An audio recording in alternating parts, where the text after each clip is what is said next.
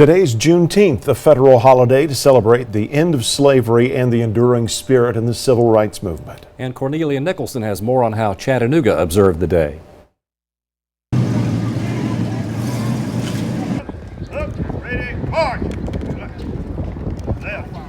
Juneteenth is one of the oldest holidays in America, and today dozens of Chattanoogans are marching down MLK Boulevard to celebrate the day all slaves were freed. Juneteenth marks the country's second Independence Day because in 1865, the last of the slaves were freed in Galveston, Texas. To celebrate the holiday, residents, organizations, and social groups paraded down MLK Boulevard. It's one of the most important holidays, should be for our people.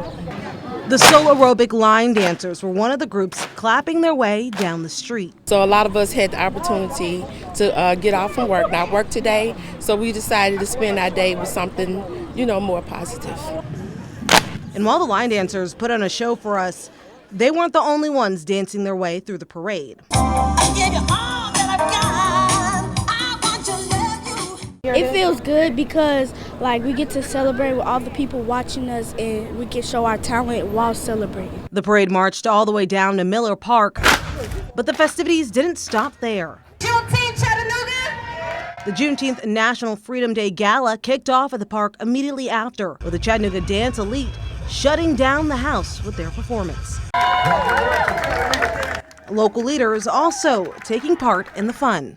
We were fortunate to make Juneteenth a city holiday a few years back, and we led the country in that regard. And so it's just a great day to celebrate Black emancipation. Juneteenth is so important.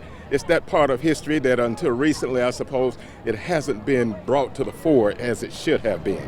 And I think it says to the young people that we need to know who we are and where we've come from. That way we can have a better view of where we're going. And while the sun was beaming down on the park, residents didn't let the heat ruin all the fun.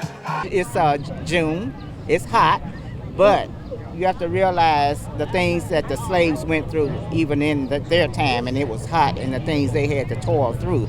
So it's very important. You shouldn't let weather stop you from celebrating freedom. In Chattanooga, Cornelia Nicholson, Local 3 News.